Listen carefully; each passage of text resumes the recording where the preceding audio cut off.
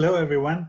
My name's Paul Michael Taylor, and I'm the director of the Asian Cultural History program at the Smithsonian Institution.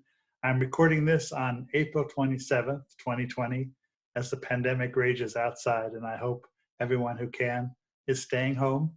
And I'm here to support the Embassy of the Republic of Kazakhstan's great effort for that purpose, to find something that's really very productive and interesting that we can all do while we're staying home.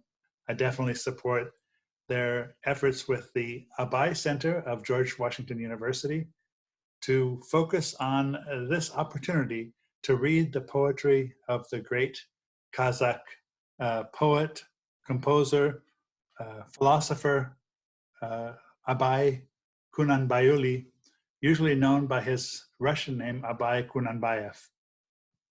I've been traveling to Kazakhstan since 1999, and one of my favorite places is Semey, whose Russian name is Semipalatinsk, in East Kazakhstan, the land of this great Kazakh poet and philosopher, who was also a translator of Western literature into Kazakh. In July 2015, a group of us from the Smithsonian celebrated with our Kazakh friends in Abai's birthplace there in East Kazakhstan province in Semey, the 170th anniversary of Abai's birth.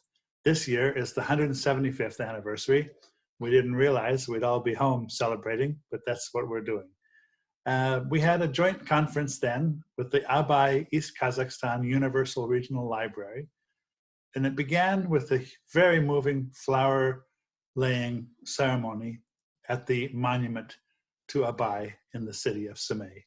The conference was called Abai Acknowledged by the World, and it was a reaction to the fact that Abai was a great Kazakh scholar who tried to enlighten his fellow Kazakhs with European and Russian cultural history and cultural life, and helped mold that into what he considered an enlightened Kazakh nationhood and an enlightened form of Islam that he recommended to his fellow Kazakhs.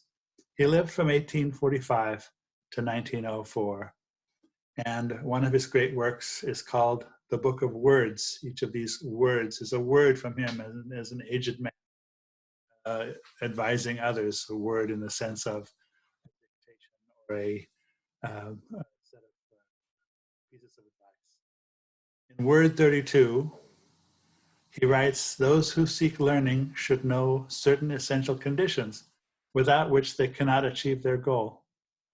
First," he writes, "do not attempt to do so for the sake of profit. You should love learning for its own sake and strive for it. If you value knowledge as a supreme blessing, each new truth you uncover will bring peace and satisfaction to your soul." There's a lot of truth and satisfaction and peace and advice in the Book of Words and other poetry and writings of Abai, as he's known. You'll find these on the website of the Abai Center at George Washington University. And the rules for an interesting new contest that's been set up are also available on the website of the Embassy of Kazakhstan in Washington. And everyone is invited to give a short reading, no more than 2 minutes, and send it to the Embassy of Kazakhstan or to the Abai Center at George Washington University. And there will be a prize offered in this contest. The entries are due June 1st.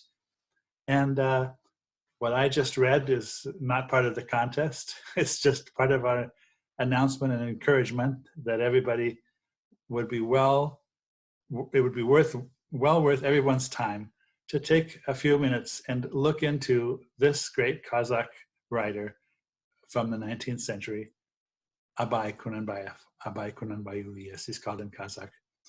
Thank you very much.